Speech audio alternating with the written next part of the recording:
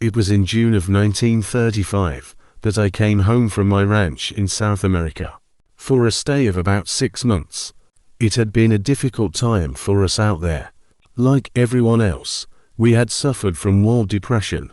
I had various affairs to see to in England that I felt could only be successful if a personal touch was introduced. My wife remained to manage the ranch. I need hardly say that one of my first actions on reaching England was to look at my old friend, Hercule Poirot. I found him installed in one of the newest type of service flats in London. I accused him, and he admitted the fact of having chosen this particular building entirely on account of its strictly geometrical appearance and proportions. But yes, my friend, it is of a most pleasing symmetry. Do you not find it so? I said that I thought there could be too much squareness and, alluding to an old joke, I asked if in this super-modern hostelry they managed to induce hens to lay square eggs. Poirot laughed heartily. "Oh, you remember that? Alas, no science has not yet induced the hens to conform to modern tastes. They still lay eggs of different sizes and colors." I examined my old friend with an affectionate eye. He was looking wonderfully well, hardly a day older than when I had last seen him. "You're looking in fine fettle, Poirot," I said. "You've hardly aged at all. In fact, if it were possible, I should say that you had fewer grey hairs than when I saw you last." Poirot beamed on me. "And why is that not possible?" "It is quite true." "Do you mean your hair is turning from grey to black instead of from black to grey?" "Precisely." "But surely that's a scientific impossibility." "Not at all. But that's very extraordinary. It seems against nature." "As usual, Hastings, you have the beautiful and unsuspicious mind. Years do not change that in you. You perceive a fact and mention the solution of it in the same breath, without noticing that you are doing so." I stared at him, puzzled. Without a word he walked into his bedroom and returned with a bottle in his hand, which he handed to me. I took it, for the moment uncomprehending. It bore the words, "Revive to bring back the natural tone of the hair." Revive is not a dye. In 5 shades: ash, chestnut, Titian, brown, black. "Poirot," I cried, "you have dyed your hair." "Oh, the comprehension comes to you. So that's why your hair looks so much blacker than it did last time I was back." "Exactly." "Dear me," I said, recovering from the shock. "I suppose next time I come home I shall find you wearing false mustaches, or are you doing so now?" Poirot winced. His mustaches had always been his sensitive point. He was inordinately proud of them. My words touched him on the raw. "No, no, indeed, mon ami. That day, I pray the good God, is still far off. The false mustache. Quel horror!" He tugged at them vigorously to assure me of their genuine character. "Well, they are very luxuriant still," I said. "N'est-ce pas? Never, in the whole of London, have I seen a pair of mustaches to equal mine. A good job too," I thought privately, but I would not for the world have hurt Poirot's feelings by saying so.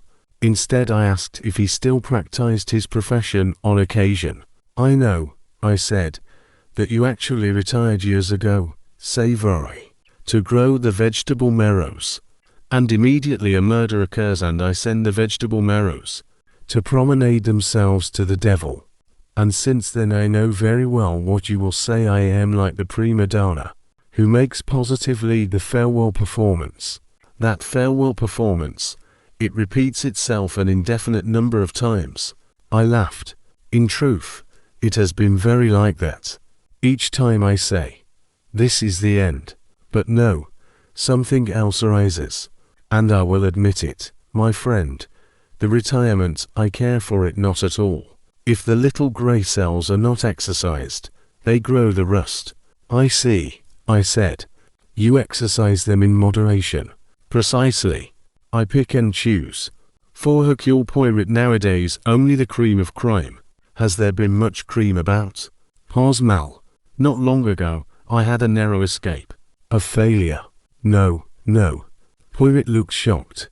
"But I Hercule Poirot, was nearly exterminated. I whistled. An enterprising murderer. Not so much enterprising as careless, said Poirot. Precisely that, careless. But let us not talk of it.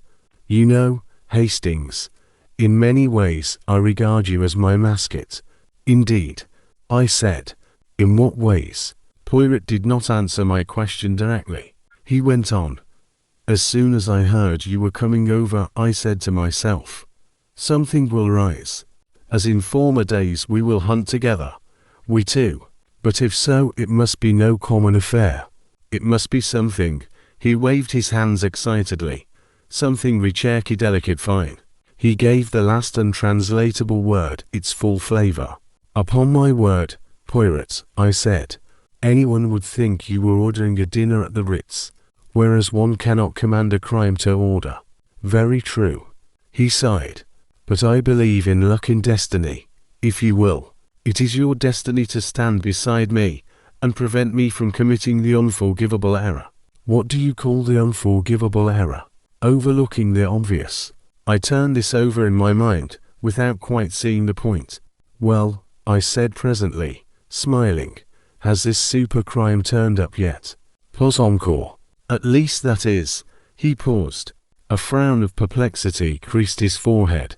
His hands automatically straightened an object or two that I had inadvertently pushed awry. I am not sure, he said slowly. There was something so odd about his tone that I looked at him in surprise. The frown still lingered. Suddenly, with a brief decisive nod of the head, he crossed the room to a desk near the window. Its contents, I need hardly say, were all neatly docketed and pigeonholed, so that he was able at once to lay his hand upon the paper he wanted.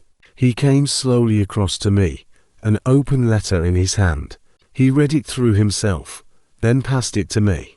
Tell me, mon ami, he said, what do you make of this? I took it from him with some interest. It was written on thickish white notepaper, in printed characters. Mr. Hercule Poirot, you fancy yourself, don't you, at solving mysteries that are too difficult for our poor thick-headed British police. Let us see, Mr. Clever Poirot, just how clever you can be. Perhaps you'll find this nut too hard to crack. Look out for Andover, on the 21st of the month. Yours, etc., A.B. I glanced at the envelope. That also was printed. Postmarked WC 122, said Poirot, as I turned my attention to the postmark. Well, what is your opinion? I shrugged my shoulders as I handed it back to him. Some madman or other, I suppose. That is all you have to say. Well, doesn't it sound like a madman to you? Yes, my friend, it does. His tone was grave. I looked at him curiously. You take this very seriously, Poirot. A madman, mon ami, is to be taken seriously. A madman is a very dangerous thing. Yes, of course, that is true. I hadn't considered that point, but what I meant was, it sounds more like a rather idiotic kind of hoax. Perhaps some convivial idiot who had had one over the 8. Comment. 9. 9 what? Nothing, just an expression. I meant a fellow who was tight. No, damn it, a fellow who had had a spot too much to drink. Merci, Hastings, the expression tight, I am acquainted with it. As you say, there may be nothing more to it than that. But you think there is? I asked, struck by the dissatisfaction of his tone. Poirot shook his head doubtfully, but he did not speak. What have you done about it? I inquired. What can one do? He was of the same opinion as your stupid hoax. That was the expression he used. They get these things. I, too, have had my share. But you take this one seriously, Poirot replied slowly. There is something about that letter, Hastings, that I do not like. In spite of myself, his tone impressed me. You think what? He shook his head, and picking up the letter, put it away again in the desk. If you really take it seriously, can't you do something? I asked. As always, the man of action. But what is there to do? The county police have seen the letter, but they, too, Do not take it seriously. There are no fingerprints on it. There are no local clues as to the possible writer. In fact, there is only your own instinct. Not instinct, Hastings. Instinct is a bad word. It is my knowledge, my experience, that tells me that something about that letter is wrong. He gesticulated as words failed him, then shook his head again. I may be making the mountain out of the anthill. In any case, there is nothing to be done, but wait.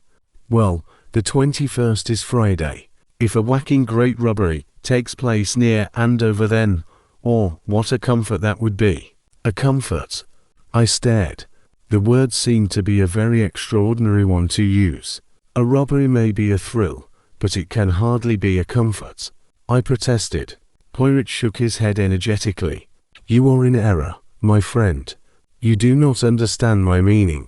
A robbery would be a relief, since it would dispossess my mind of the fear of something else. Of what? Murder, said Hercule Poirot.